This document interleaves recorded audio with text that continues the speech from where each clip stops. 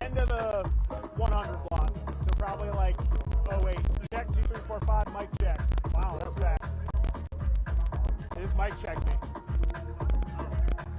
But I can hear them, so that's good. Check 2, 3, 4, 5. You got me? 1, 2, 3, 4, 5. Check that. You got me? Okay.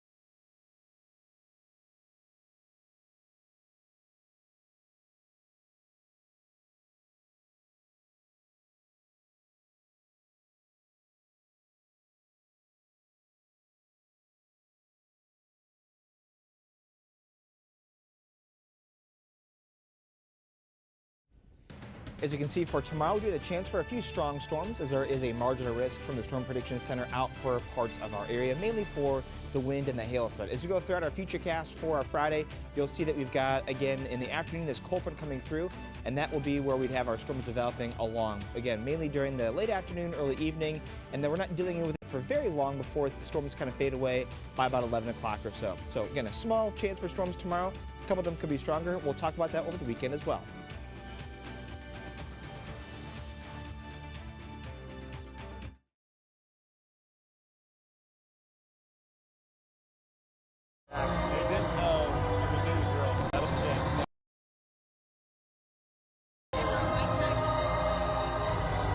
Mic check who? Who do you want to go? I'll keep talking. Hey, what's going on? We're at the Paycom Center. How does this sound? Do you want me to talk?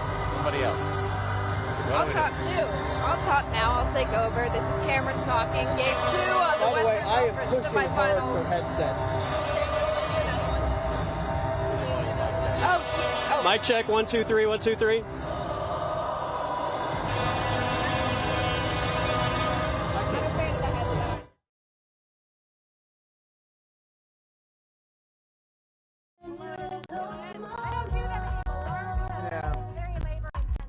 Sure. I mean, especially like when done at a high level, like pretty intensive. Yeah. I mean, I got to the point where I was like sure. Check 2, 3, 4, 5. Yeah. Wow.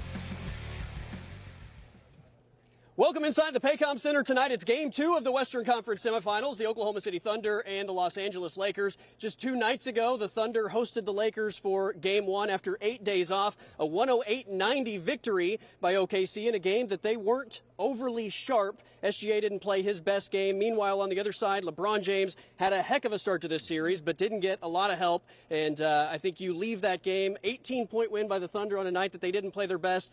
It's got to be in some way disheartening for the LA Lakers. How will they respond tonight? Along with Spencer Tillis and Cameron Johnson, I am Colby Daniels. Welcome to a special edition of the End Zone. Biggest takeaways, I guess, from an 18-point win that really didn't feel like an 18-point win as you were watching it. I think when I watched the first part of the first quarter, it was funny. If you were to drop the script of everything that LA would want to happen, LeBron started hard. Marcus Smart was going. Rui Hachimura was hitting shots. They were doing a good job of slowing down SGA. and you look up and they're down 5 points. I mean, everything that they would want to do was happening, and they were still on their way to losing by 20 points. And it just felt like their margin for error is so small, and I think Game 1 really showed it. Well, you said it. I mean, it's not their best performance, and they still win by 18 points. That, to me, is my biggest takeaway. This is a team that, despite having 8 days off and admitting to having some real rust in there, they still pull out a dominant win like that. And it's like, hey, if you're upset about an 18-point win, your team's in good shape. And I do believe it was a rust issue, and I think now that that's under their belt, they're going to be flying full steam ahead. I think both teams walked away from that game feeling like there's a lot they can correct, a lot of things they can do better. We'll see ultimately what the adjustments look like tonight. In terms of the Oklahoma City side of things, obviously we have to start with Shai Gilgeous-Alexander. On Tuesday at this time, we were talking about how sensational he was in Game 1, averaged 33.8 points per game in the first series against the Suns. 8 days off seemed to be somewhat of a factor. I think you also would be naive to not give the Lakers' aggressiveness on defense a little bit of credit in him only scoring 18 points, 7 turnovers in that Game 1 Tuesday night. He spoke about what the issues might have been. I was like loose with the ball, had a lot of turnovers, but like I think that goes into just to like the rust of not playing for a little bit. They were obviously very aggressive, but I feel like for most of the night we got great looks. Sometimes it didn't go down, but we got great looks, it felt like, and we generated good offense. I wouldn't call it decision making. I think he made the right decision all night long. I think there were a lot of opportunities where we weren't where we needed to be, and he was expecting us to be there. We had a couple turnovers in the pocket like that, where he threw it right to where we should have been, and we weren't there. In the stat book, those are his turnovers, but they shouldn't be. I think he made the right play every single night. They threw 2, showed him aggressive coverages. He bent it at times, went before they could come double. But, those turnovers aren't on him. There you go. Shai said he was a little loose with the ball. Obviously, rust a factor. Chet, I think, gave more responsibility to the team than SGA. I think the truth is somewhat in the middle. I did get the sense that Shai was frustrated with the physicality of the first half, maybe frustrated with the lack of a whistle. And you combine that with the Lakers' aggressive defense and rust, and you get arguably the worst performance of the season for Shai. And that's not saying he was bad, but the bar has been set so high, scoring 20 points a game, and the efficiency, obviously. You would expect that Shai is going to be much better in Game 2. Yeah, absolutely. I mean, he is the reigning MVP, and one thing the Lakers were really doing was setting a really aggressive double team for him, and Mark Dagnall talked about that. I mean, they were picking him up in transition sometimes and sending a second body at him. And if you're that much pressure, you're going to give up the ball, and it's a hard time to try and really find a rhythm offensively if you're pushed that far back. And then, like you mentioned, at times when he was driving, it felt like he was looking more for contact and was throwing it up rather than perhaps trying to finish. And he wasn't getting the calls. Only 3 free throws, kind of uncharacteristic. He normally is able to get those calls and find himself at the line. Free throws are one of the easiest ways to get into rhythms in a game. So I'd imagine he either makes that adjustment and either just tries to score or gets a little bit more of a friendly whistle tonight. But I don't think there's very many people that are concerned about him having back-to-back bad nights. And if your bad night is 18, 19 points, that's a pretty good performance still regardless.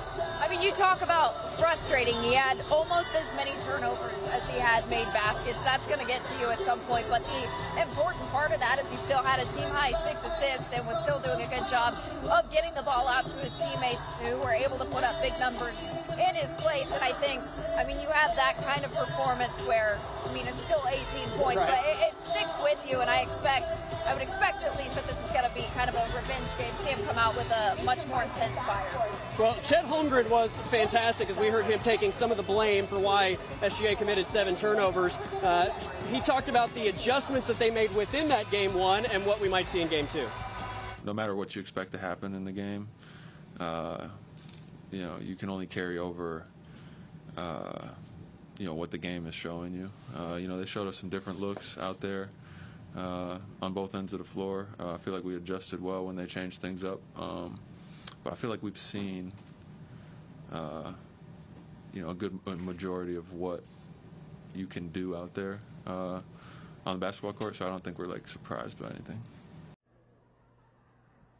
There you go. They weren't surprised, and obviously with the aggressiveness on SGA, that creates mismatch opportunities. Chet Holmgren is already a mismatch opportunity because of his size and versatility, and he obviously capitalized. 24 points, 12 rebounds, 3 blocks. I felt like the majority of the big momentum plays in Tuesday night's game were also somehow Chet involved, whether that was getting a block shot to create a fast break opportunity, a big rebound, or what he did so often in game 1, which was finish at the rim. Yeah, absolutely. It was coming a lot in transition as well. He forced a lot of turnovers, and then he was beating Aiden up the court. He was attacking the rim, and Aiden, again, is about the only big that the Lakers have. So if you're able to get out in transition, Hartenstein did it a couple times, but then Chet was just rim running, and that is a matchup that is going to be able to be exploited throughout this entire series if OKC wants it. He must have listened to us in the post-game show or pre-game show before, because I said, you know, like, it'd be nice to see him turn it up just a little bit offensively. Not that he was in bad shape by any means, but you get through that first quarter and a half, and he's having these big explosive dunks, and you're like, all right, here we go. And then sure enough, you see the kind of night that Shea ends up having, and this game really did fall on his shoulders, and he delivered and looked like he had no problem doing so. And it's just, I think he's gotten better as the season has gone by, and especially during this early part of the postseason. He's just been really fun to watch and really important to the team. He's taking, I think, more ownership maybe of the offensive end of the floor. I mean, this is Shea's team. Shea obviously is one of the elite scorers in the league, and typically you have J-Dub as the next option. AJ Mitchell has also been exceptional offensively, and not that Shea is or Chet isn't doing everything in his power, but I think there's a difference when you're being counted on to do something in a bigger role than maybe being the third or fourth option, and he's certainly taking advantage of that. If you asked everybody, I think in the media or all the fans coming into game 1, like, what's the biggest advantage the Thunder have in this series? Depth is 100% on the short list, and I mean, that was the difference maker, right? 34 points by the Thunder bench in game 1, only 15 points for the Lakers bench, and I think just the number of fresh bodies and what that does for your starting 5 as well over the course of 48 minutes obviously showed in a big way. Yeah, they play 11 guys in the first quarter. They had 10 guys that logged over 10 minutes in the game. The Lakers would dream to have that kind of depth. I mean, their second unit, most of those guys would probably start on a lot of places in the league, and they really make the difference because you start looking at what happens in the first quarter.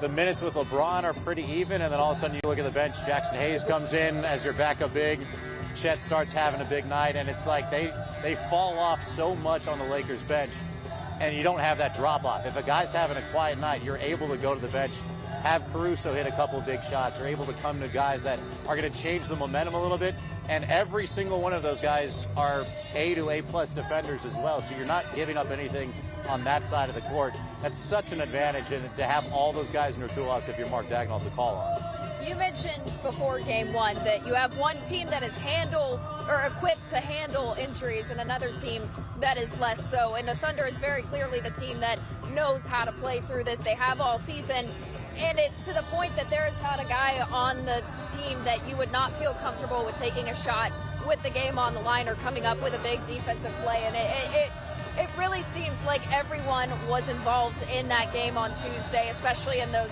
third and fourth quarters, to watch Jared McCain rattle off back-to-back threes, really give that team momentum to close out the game the way that they did. It's a specialty what they have going here, and it's really and what it does to your gas tank. I mean, we obviously saw the big separation in this game occur at the beginning of the fourth quarter. The Thunder started to put some distance between them and the Lakers on the scoreboard, and you just felt like the Thunder still had a lot more in the tank than the Lakers roster and maybe lack of depth overall. All right, we are breaking down game 2 tonight. Thunder lead this thing 1-0. We've got to check in with our guy, Adam King, who once again is bringing the hype over at Thunder in the Park. Adam, what's up?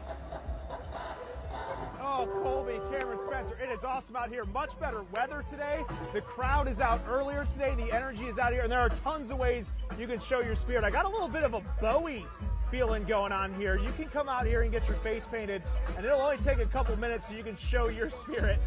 Emily's out here taking care of me and doing a really good job. We're making sure that everybody out here has the great fun, the experience. They can bring the passion that we need to keep the pressure on the Lakers for this series. All the stuff that you're looking for out here. Ticket giveaways. There's a bunch of stuff for the kids if they want to test their athleticism. I saw an agility challenge out there. But really what I'm focused on right now is getting my spirits up so I can be Thunder forward We got the shirt for the game tonight. These are going to be awesome. And if you can't get in the building tonight, you can at least be out here and show your spirit and everything you have to offer. Even get some merch. There's opportunities there for there. But we've got a pretty full service job going on here with Emily. So we're going to let her get back to it, and we'll check in with you guys in just a little bit. I hope the energy inside gets as good as it is outside, even this early before the game. Thank you, Adam King, over at Thunder in the Park. We'll check in with him again before we sign off. A little over 3 hours away from Game 2 of the Western Conference semifinals. That is Spencer Tillis and Cameron Johnson. I am Colby Daniels. Up next, a Thunder forecast, and we're going to talk Thunder celebrations. That's next on this special edition of The End Zone.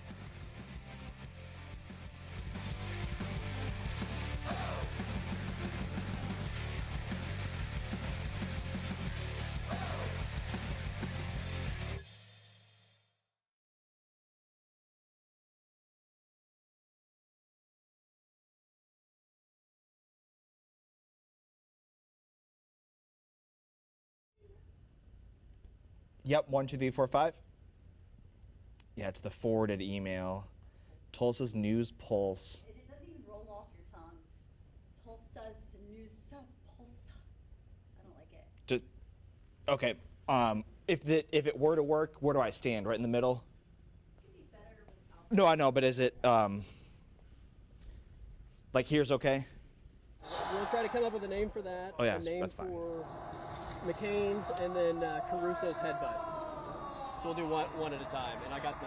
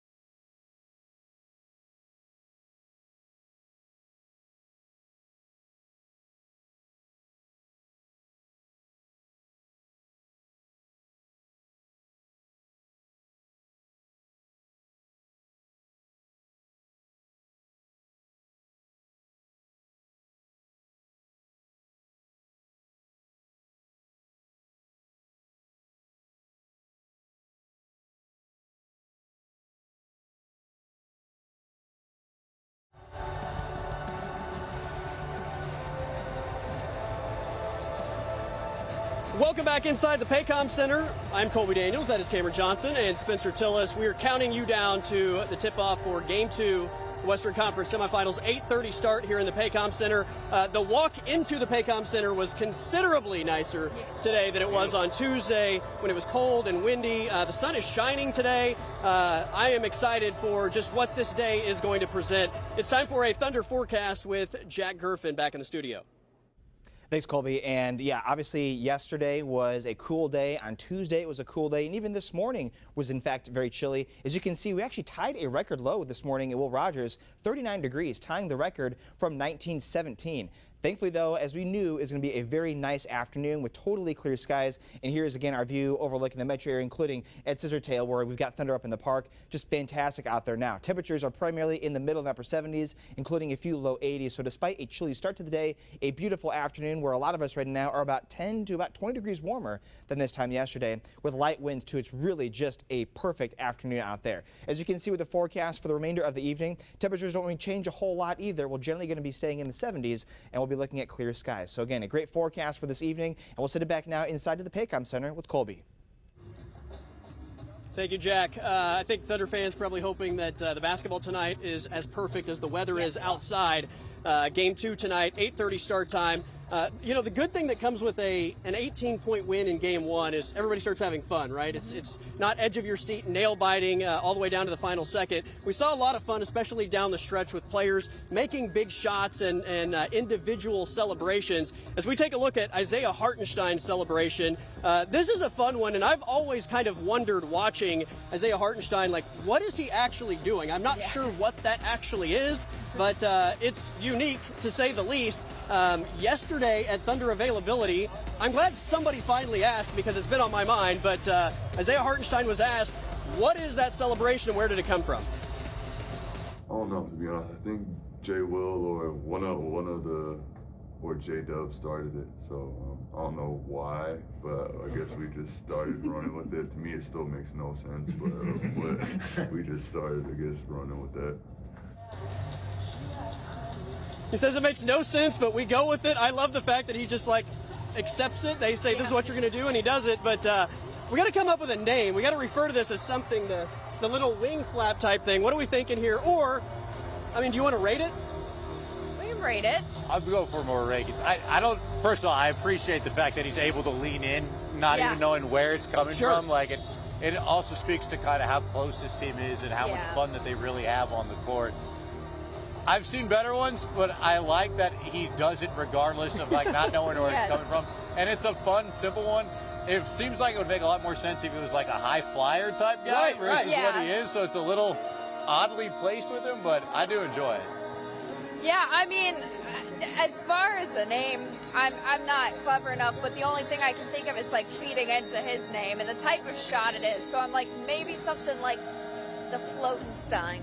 That's terrible. I like terrible. That. You know what? I actually like that. That's better than any other suggestion I've heard from. That's about as far as I go with my creativity. It looks like a penguin trying to take off. We obviously know that they can't fly, but the wings are flapping. And, you know, But well, that works for Hartenstein. A lame duck. I don't know. But it obviously comes after a big play, so I don't know. How about Jared McCain? Let's take a look at Jared McCain's. Obviously, it was one of the biggest plays in the game, especially, I mean, it lit a fire underneath this crowd in the fourth quarter. But what do we think of Jared McCain's? I love it. Well, first of all, he gave him so much energy, so much juice, and it says something about how quickly this fan base has kind of embraced him, the fact that they trade for him midseason, and you get like an iconic shot of all the fans behind him kind of doing the same celebration for him. I think it's pretty cool that quickly it's already become something that is a bit of a fan favorite, and so for style points alone, it's got to be up there pretty high. I would agree 100%, and that, I mean, if he's sitting here talking about needing to get that picture framed, you know it's pretty cool. It kind of gives me, like, in some way, like a gladiator vibe. I don't know. But I to see that, and to your point, just how quickly the fan base feeds in, it's kind of like they're a part of this team, and I think that just kind of encapsulates that whole relationship there. So. I'm officially calling it the McTriple, and you know what? Somebody else can call it something, but that is what I am going with. Real quickly, let's take a look at Alex Caruso's, because this is by far my favorite. The headbutt of the basketball, I mean, what a psychopath, and I mean that in the most positive way possible, but I mean, it just, I think, checks all the boxes for what you see from Alex Caruso as a ball player. Yeah, first of all, great head of hair over there. I appreciate the look that he's going for, and just the head slap on that.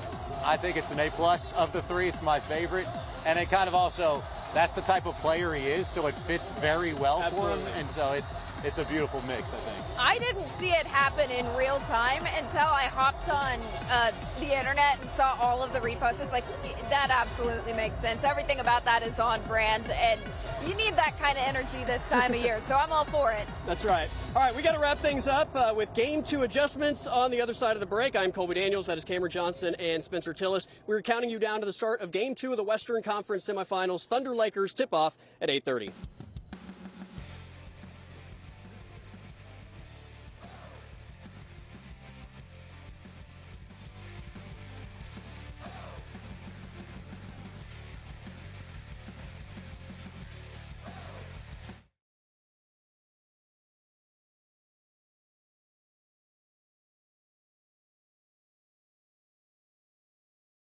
It's time to get loud. What is the total time for the next block, including Adam's live shot, just so I know we're on the same page and we don't go long or short?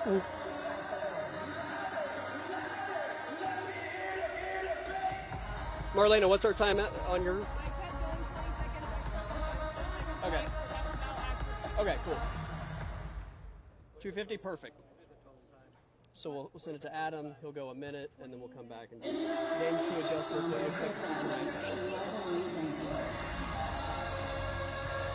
Yeah, that's perfect.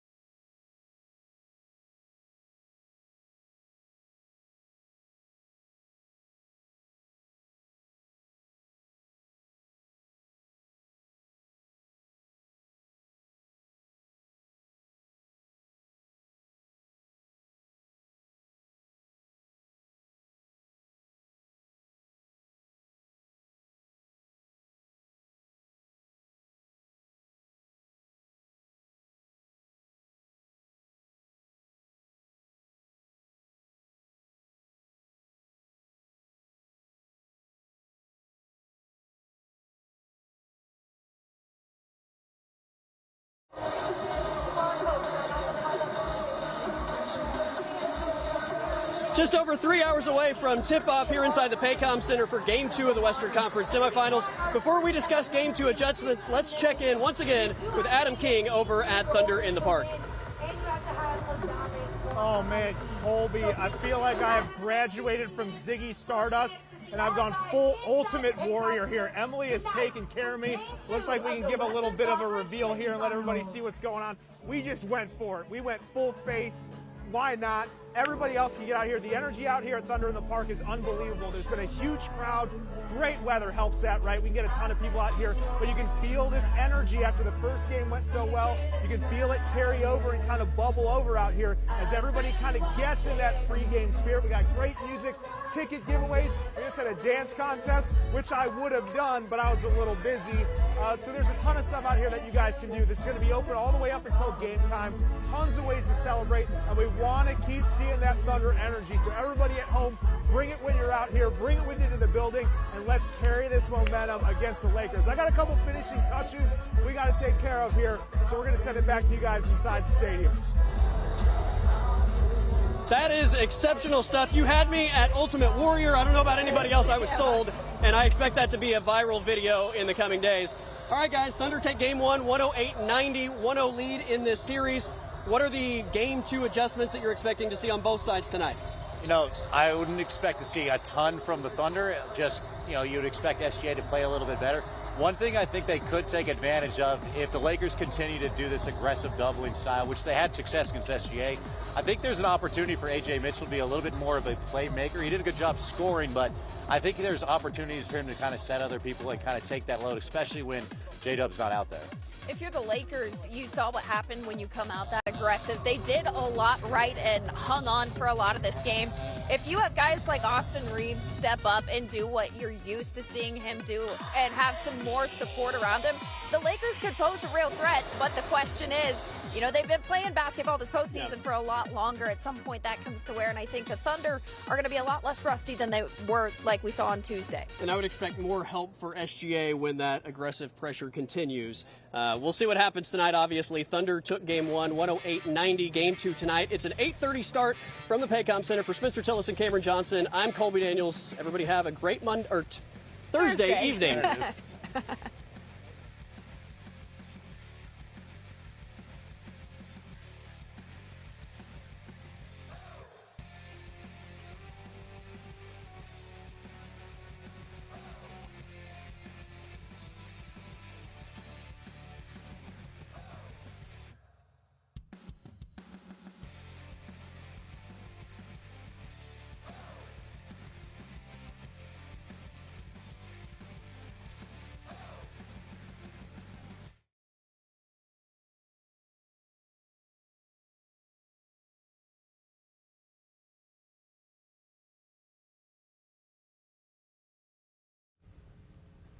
One, two, three, four, five.